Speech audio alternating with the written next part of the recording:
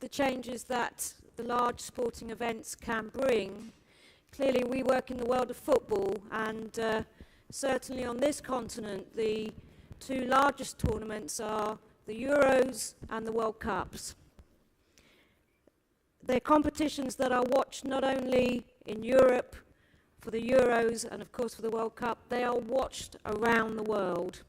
So if you can indulge me for one moment, I want to make a special reference to UEFA, who for Euro 2012 made us the official charity of the tournament.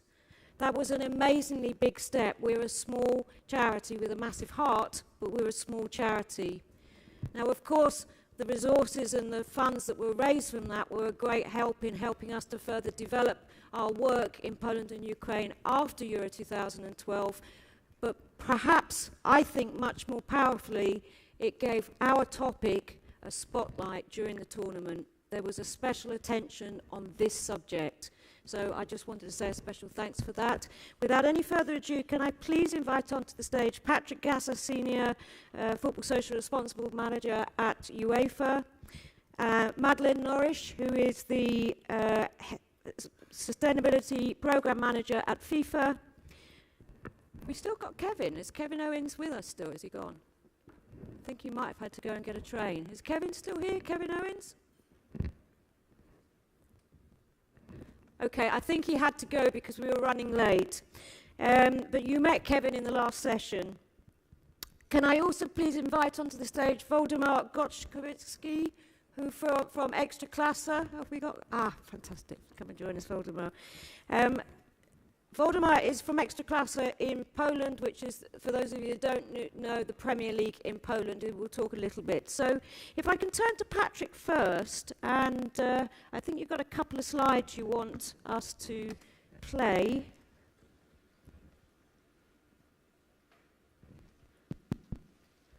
Can I hand over to you, Patrick, and perhaps you'd like to say a bit about the work that we do with UEFA and the support for this topic and just your general feelings.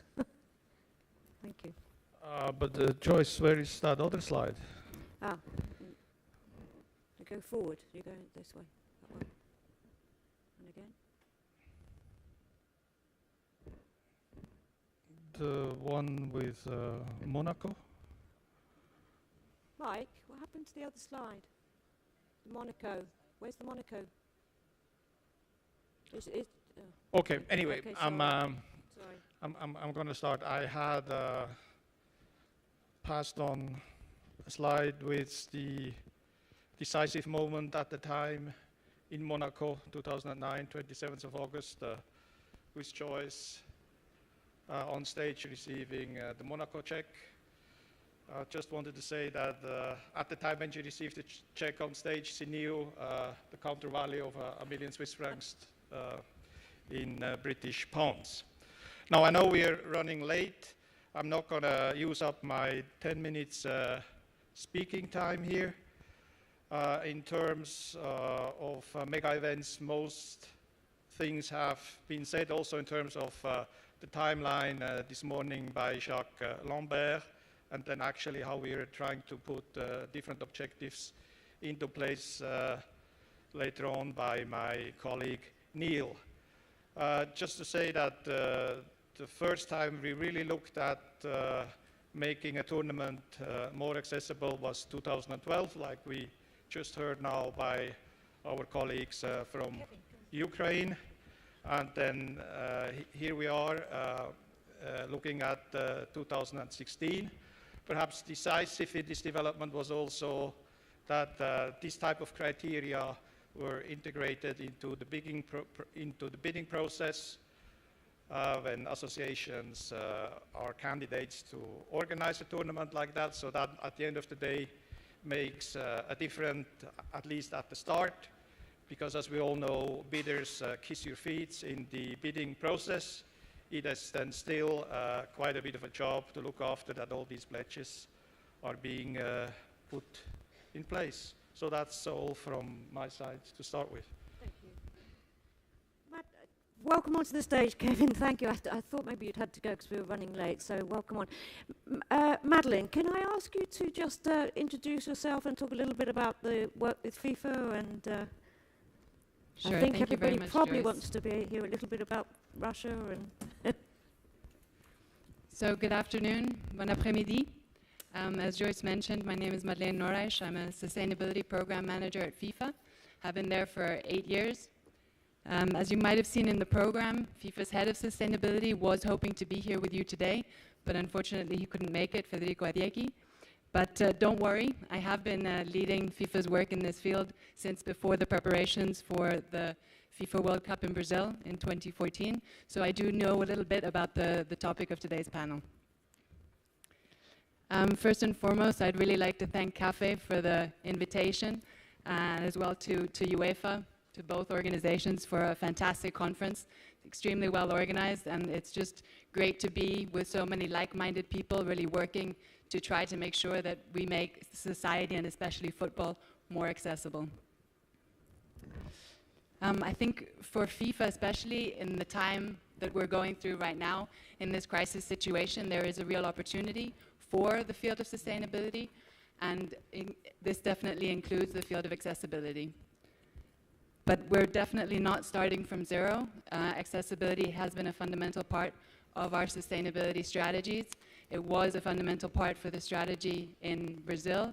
It is now one of the 9 key issues that we're looking at for the 2018 FIFA World Cup in Russia. And it definitely is already something we're working with our Qatari colleagues on for 2022, and something that we've been able to put into, as Patrick was mentioning, in the bidding process for 2026. We're actually putting in very specific wording, not just about social responsibility, but about accessibility, and the fact that the FIFA World Cup in 2026 has to be accessible to all.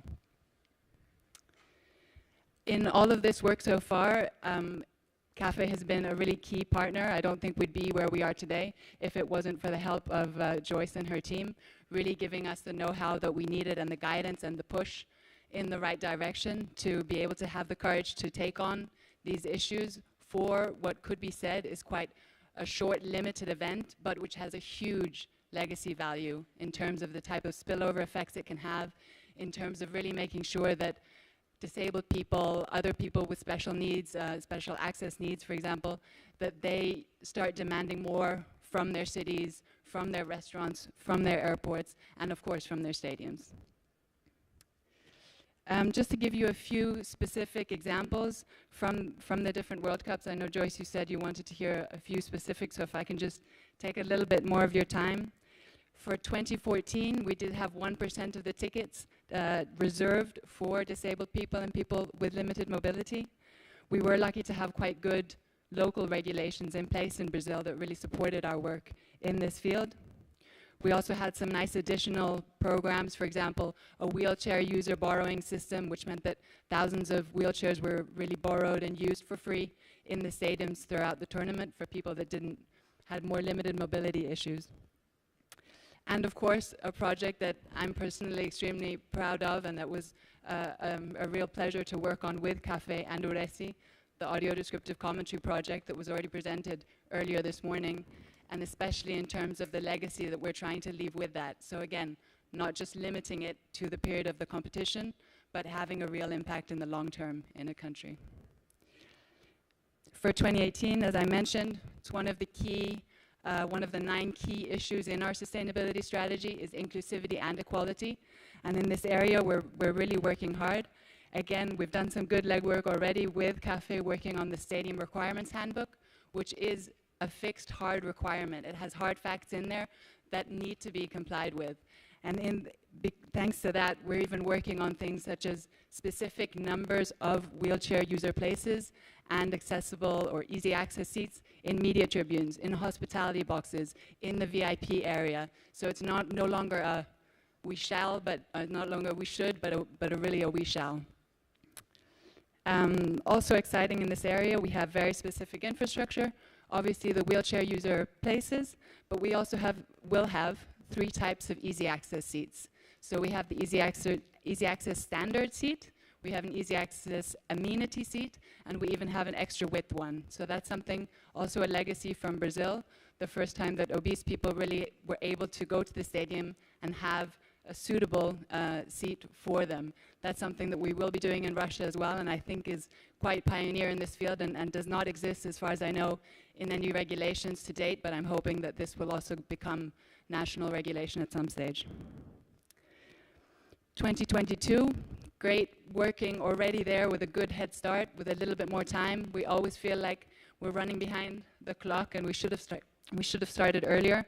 I think with 2022 we really do have a huge opportunity, also because most of the stadiums are being built from scratch. So we want to make sure that whatever we leave them and they're then stuck with, as was mentioned by another speaker today, that we make sure that's top quality in terms of accessibility. Some interesting topics that we can go into in more detail, but some interesting challenges in Qatar linked to accessible prayer rooms, accessible pre-prayer washing rooms that no one had ever probably thought of before, and even things like slightly larger parking bays, given that the cars that people tend to drive in Qatar are larger than the norm in Europe. So we will have to work on adapting our requirements to some extent. So I can assure you that FIFA and especially the sustainability team are completely committed to making sure that each FIFA World Cup is more accessible than the previous one.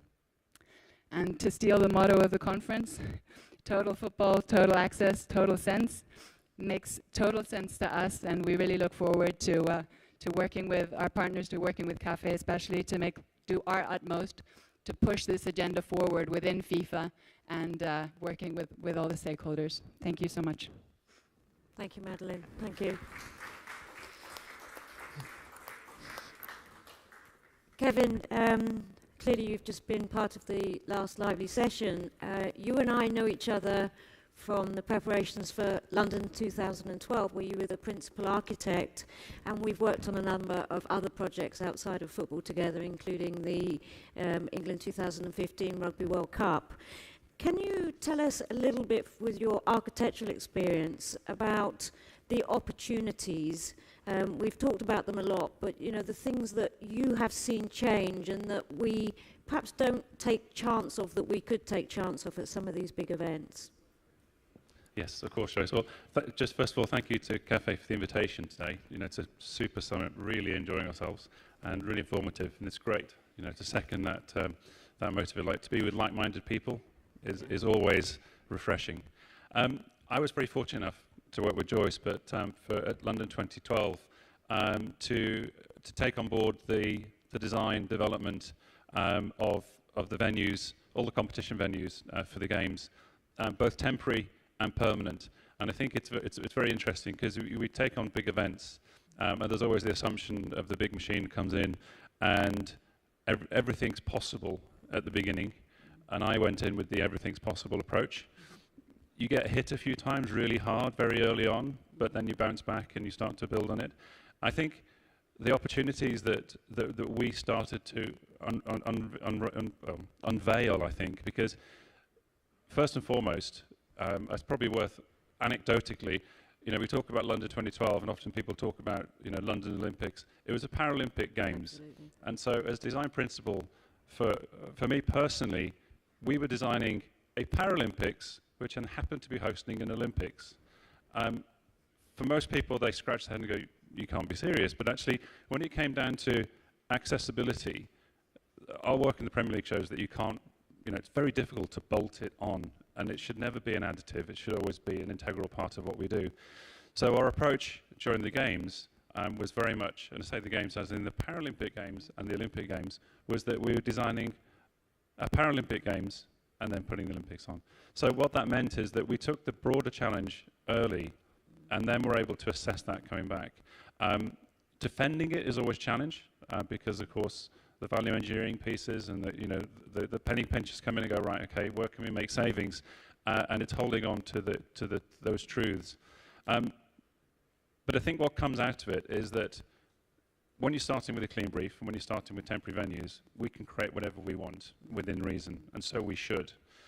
When we take on board existing venues, the challenges become slightly more diverse. You can look at the physical infrastructure and the changes, so it's working with venues, I think a unique thing is actually when you host an event in a large venue, existing stadia, is you're actually giving them an opportunity to test things out. And it's not being afraid to test things out. Now, it's critical that you get it right when you do a hosting event. But you're in a moment where every visitor to your stadium is a new visitor. And so your wayfinding won't work, generally, because it's not Joe who comes every Saturday. This is a family of 5, grandparents and all, who are coming once. And they need to get it first time. So these are the kind of things that you take first and foremost. But also, when I say about you're able to test things, when it comes to the accessible facilities that we brought on board and trying to build into existing venues, is taking the challenge and saying, okay, let's look at putting temporary platforms in. It may only last for 2 weeks, but if we don't have the time to build it permanently, look at it, understand it. How will that then translate to the day-to-day working of your venue and learn from it? And what we've found is that in many instances we can come in with physical infrastructure changes, which to some part can be embraced. And it's always challenging to try and tell somebody else in their house how to live. And that's in essence what we do when we come in with an event. But the event can shift, so that operations can change, the way in which you embrace the venue. So an example would be the work we're doing for Rugby 2015 at the moment. Twickenham, home of English rugby, is a massive stadium, 80,000 seat rugby stadium. The whole approach to the stadium was very pragmatic. There were curb edges, there were the ticket lines were very close to the perimeter of the stadium. What we took on board, and this is taking our role in the broader sense, so it's not just about wheelchair positions or toilets, or it's actually saying this is about a complete experience. If we get it right for everybody, then you start to really move our real drive forward. So we were able to make the whole concourse and the whole arrival procedure for Twickenham as accessible as we could. And I say, you know, Joyce knows where I would like to have taken, but we were able to open up. And actually, it's those kind of moves which then new visitors coming to the ground now come away going, wow, I didn't realize Twickenham could be like that. That's a great experience. Those are the seeds that we sow, and they're the kind of opportunities that when a stadium or stadium owner or a club embraces it, these are the kind of things that the legacy, sometimes we take them away, but actually then they can come back in a permanent guise because you've had the opportunity to test, to build, to run, and then to actually canvass your opinion, and actually with a new demographic, and hopefully, as a result of that, a broader demographic. Yeah, perfect. Thank you very much, Kevin. Thank you. Waldemar, we've enjoyed building a strong partnership and relationship with Ekstraklasa. I think we're going to watch a short film now before you speak, which will perhaps demonstrate, I think, some of that relationship that's built really on the back of the work that we did because we were in Poland working locally with everybody before Euro 2012. So shall we see the film first, or would you like to say something? Maybe I will get a short introduction, okay, and then we will see the film. Good evening, good afternoon, ladies and gentlemen. I represent Ekstraklasa, an ambitious league from the Central Europe. Most of you may not have heard of, but we're working on that. Thank you very much for the invitation, Joyce, and whole CAF organization.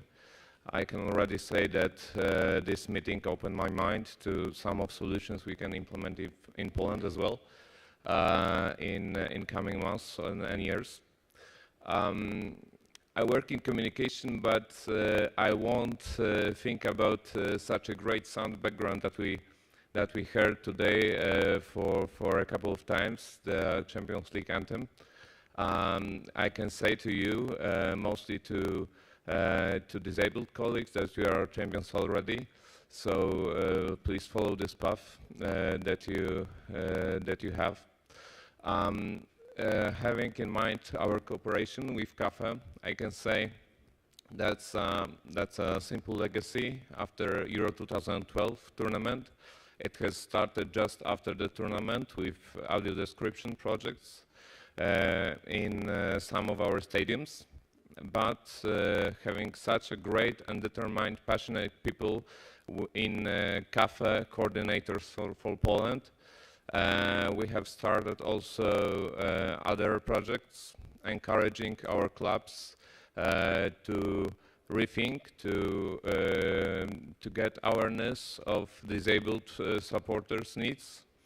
And we started some competitions within the club, CAFE competitions for the best projects directed to the disabled people.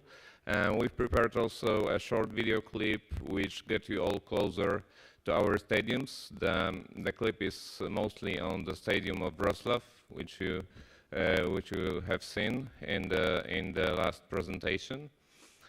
In Wrocław we have the oldest disabled supporters club from 2008.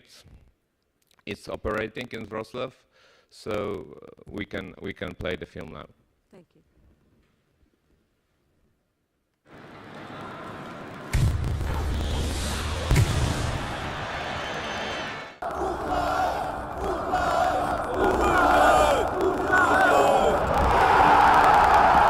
Piłka nożna jest tu takim podstawą, tym fundamentem, który te osoby niepełnosprawne przyprowadza tutaj do klubu. Dla niektórych osób wyjazd na mecz czy wyjście na stadion to jest jedyna jego aktywność przez cały miesiąc. Gdyby nie to, on po prostu prawdopodobnie całe życie spędziłby w domu, w łóżku, nie wychodząc. Dla niektórych to jest po prostu całe życie i coś, co tych ludzi motywuje do dalszej walki o swoje lepsze jutro. My byliśmy w tym roku na meczu Polska-Niemcy, dosyć dużą grupą byliśmy na meczu Polska-Szkocja. Budząc się dzień później po zwycięstwie z Niemcami, człowiek się budzi z radością na twarzy. Przypomina sobie, że właśnie wczoraj był na takim meczu, w którym chociażby nasz zawodnik Sebastian Mila dobił Niemców, odnieśli im historyczne zwycięstwo i żyje się lepiej. Porozumienie Fundacji Ekstraklasy z CAFE to dzisiaj początek oficjalnej współpracy, chociaż de facto współpracujemy już od co najmniej 2 lat. Jak wiadomo, instytucja ta zajmuje się ułatwianiem dostępu dla osób, które nie mają możliwości oglądania meczów piłki nożnej na wyciągnięcie ręki. Widzimy to w ten sposób, że w Polsce będzie powstawać coraz więcej klubów kibiców niepełnosprawnych. W tym momencie są 4 w klubach Ekstraklasy. Mamy nadzieję, że też dzięki temu podpisanemu porozumieniu za rok będziemy mogli powiedzieć, że ta liczba na przykład się podwoiła, co też finalnie doprowadzi do powstania takiego ogólnopolskiego Stowarzyszenia Kibiców Niepełnosprawnych. Kiedyś działacz UEFA angielski, mój przyjaciel David Dean, zapytał mnie, czy w Polsce nie pomógłbym w rozwoju tej działalności. David Dean jest honorowym prezesem Arsenalu i każdy szanujący się klub angielski ma klub CAFE, ma swoją grupę supporterów niepełnosprawnych, którzy są podobno najlepszymi kibicami, najbardziej wiernymi. 100 wyjazdów 5 lat. Ja myślę, że wiele osób sprawnych i zdrowych nie opuściło swojego miasta przez 5 lat 100 razy, a my tymczasem na same mecze, na same imprezy sportowe wyjechaliśmy tyle razy z Wrocławia. Tak jak zmieniają się stadiony w Ekstraklasie, tak zmienia się możliwość dostępu do tych stadionów dla osób niepełnosprawnych i to nie tylko na meczach u siebie, ale także na wyjazdach. System audiodeskrypcji, który pozostał u nas po Euro 2012, jest wykorzystywany w kilku klubach, tak aby osoby niedowidzące czy niewidzące miały możliwość wsłuchania się w to, co dzieje się na stadionach T-Mobile Ekstraklasy. Pada pole karne Szyno, zakrywa do nabiegającego Darkoseckiego i jeszcze! Na pewno komentuje się mecze inaczej niż w telewizji, ponieważ w telewizji jednak pozwalamy zagrać obrazem. Nie musimy mówić, z której strony jest piłka. Tutaj musimy cały czas pamiętać o tym, żeby to tłumaczyć. Kiedy, nie wiem, trenerzy się ze sobą kłócą, też musimy o tym wszystkim mówić, także jest to komentarz zbliżony do radiowego, powiedziałbym, ale jeszcze bardziej szczegółowy. Ja miałem taką możliwość przejścia z epoki tragicznej infrastruktury stadionowej, która w Polsce była jeszcze kilkanaście lat temu, w ten moment, który jest dzisiaj, czyli że te stadiony są już w większości przygotowane, są nowoczesne. We Wrocławiu spotkaliśmy się na przykład z genialną sprawą, czyli taką, że architekt zwrócił się do nas z prośbą o konsultację w sprawie nowego stadionu, stąd ten obiekt jest przygotowany dla wszystkich, mam nadzieję taką, no, zupełnie bez barier. No i o to chodzi, żebyśmy byli, tak jak pod względem infrastruktury stadionów, jesteśmy w czołówce.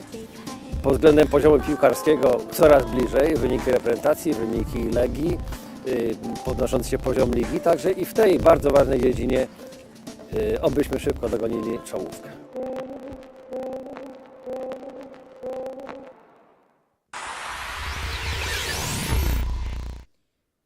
Thank you very much, Waldemar. So I think that gives a rounded picture of the opportunities that we are given when we host large sporting events. I'd like to invite a few questions from the floor. I'm mindful we're running late and we're going to have a very short break in a moment, but I know there are people in the room that want to ask some questions. I know there are many of you here that travel to the large sporting events like the Euros, like the World Cups, like the Champions League finals and so on. So here's your opportunity to ask a captured audience any of the questions you have. So are there any questions from the floor that anybody would like to ask?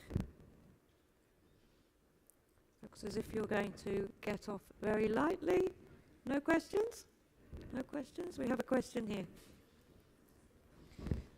We need somebody to translate, I think.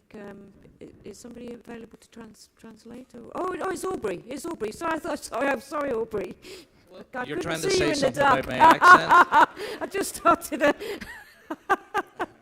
Hi there. I'm a football supporter from Northern Ireland, and I wanted to ask Madleen on the panel a question about Russia 2018. You mentioned some of the plans that are happening for the tournament, but can you tell us a little bit more about the access work at the stadiums and transportation infrastructure as well? Thanks very much for that question. That's very much a work in progress and something that we're looking at closely with Joyce to define how much we can do. We definitely want to take a step forward and do more than what we did in Brazil, especially with regards to transport. So we can't get involved in the actual transport, but definitely providing information to fans of how they can get to the stadiums, what are the best routes, giving tips in this regard. Also, in terms of infrastructure, there we are very much involved already. We are in the lucky space, as I mentioned, to have the Stadium Requirements Handbook in place, to have that chapter on accessibility that we worked with very closely. And here, a thank you as well to UEFA and to CAFE for allowing a pretty much open source use of the Access for All guide, because that helped us to formulate all of these requirements and in some cases even take it one step further. So with the example of the media tribunes, for example, with hard facts and hard numbers of how many wheelchair user places there should be there, and be able to really enforce requirements. I think we will see, as UEFA has seen in France, that reality is not always the same as, you know, it's nice on paper, but sometimes the reality shows that it's not going to be achievable. At the moment, I think we're still at the stage of pushing for as much as possible, and we are looking to have, you know, at least for a 40,000 seater stadium, 1% of the places for wheelchair users and for the easy access seats, split 50%, 50%. So we will have quite a large number as well of easy access seats. Thanks very much. Thank you, Madleen.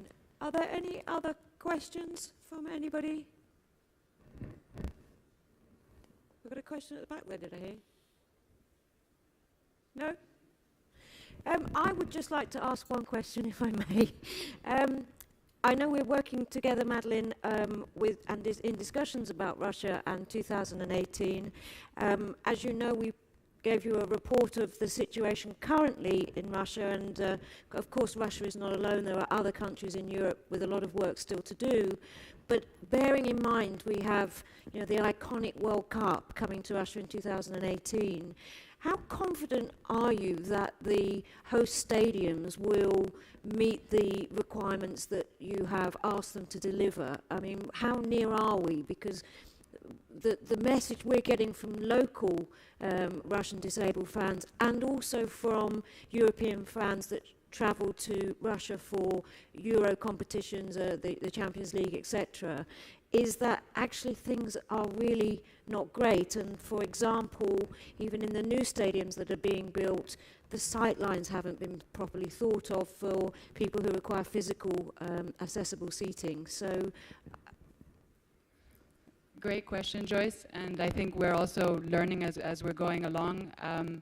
Definitely in terms of hard numbers, I think we'll be okay. The question then is whether or not everything else fits. So will there actually be a lift that's working, taking people to the accessible seating areas? Will the operations work? Will there be drop-off spaces as well? Those are in the requirements, but I think we need to go further. So something more than what we did in Brazil. We are involved in the stadium visits now, so getting into much more detailed stadium visits. And there, with your support, we hope to be able to do access audits for the stadiums and try to spot those mistakes, let's say, or incongruencies where we got part of it right, but unless you get the whole chain right, it doesn't actually work in the end of the day. So that is something that we are looking to do.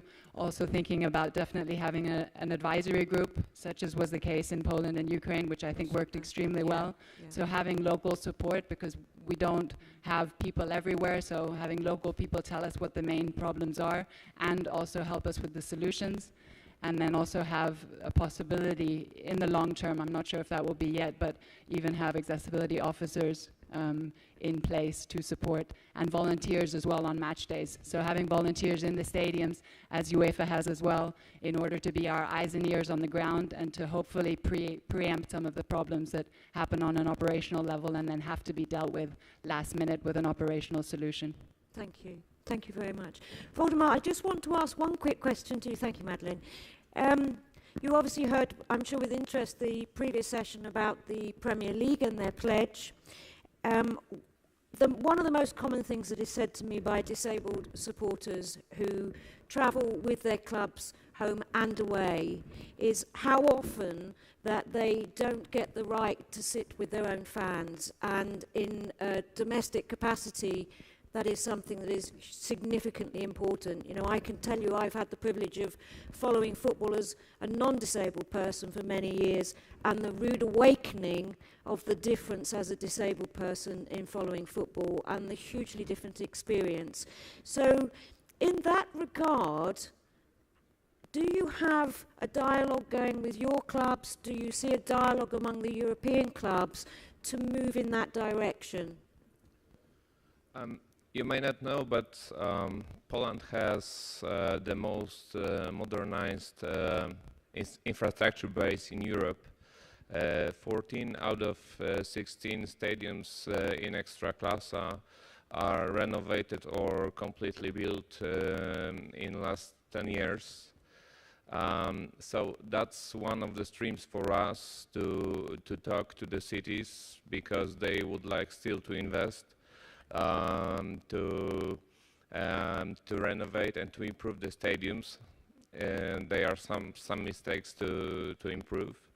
As well to talk to the clubs, because as you said, sometimes seats for disabled supporters, even for away fans, are in the other place of the stadium than for the whole group. So I think that's the direction for the future to solve this situation. And the second thing in our mind is to still work on the awareness, because we still work with the clubs to encourage supporters to make their own disabled supporters clubs, to know their needs and what they are thinking. Because we in this video you've seen the number of 4 clubs. For now we have 7, but that still have to be improved. So yeah. Thank you. Thank you very much. And of course, as has been said several times already, it's very important also to consider the away fan experience, which sometimes as home fans we can forget. So it's important, that wider dialogue. So, and I know you speak collectively with the disabled sport. I don't want to ruin the surprise because I know there's an announcement from the Polish disabled fans a bit later on, so I don't want to ruin that, but I know you're in that dialogue. Patrick, if we can just close very quickly, you and I have worked together very closely now for some years. We are friends besides all of this. I know sometimes I push maybe harder than feels comfortable. We've made some amazing progress. We've had some tough challenges, and I just wanted to quickly raise the issue that we had last season at PSG with the Chelsea disabled fans and the dreadful experience that they had by the very fact they were sat as away fans in the home section and were threatened. We welcome the bold statement from UEFA in the sanction they took, but I don't think many people understand the other requirement that was placed on PSG besides the fine. I wonder if you could talk a little bit more about what UEFA has asked the club, and I don't want to single out PSG because there's any number of clubs that could fall into this situation, but can you just explain a little bit about how we're trying to use that as a positive? Now, what we do with clubs in general is that we hope to improve the situation not only for the mega events, for Euro championships, but also, for example, when it gets down to Champions League games and especially to the finals. So with Choice and with our team since 2010, we have more or less systematically assessed all club competition final venues and assessed that situation and have started to make progress and apply the same criteria. Obviously some stadiums are easier than others. We are right now looking at 2016 final and Milano San Siro.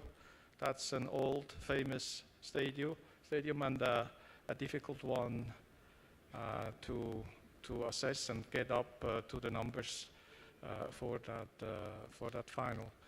Now, coming back to your question, we work these issues through the Control and Disciplinary Committee, and then impose certain criteria on the clubs to improve the situation for future games. Here the specific situation was also that was going to be a future stadium for the Euro 2016, and so these things would go hand in hand. And I think that the thing that was significant is, as well as the fine that was levied on the club, that they were instructed that they had 1 season to implement away fans, facilities, disabled fans. So a real positive step forward. So I think that's an important aspect. I know you have a question, but would you mind if we could perhaps ask the question in the break?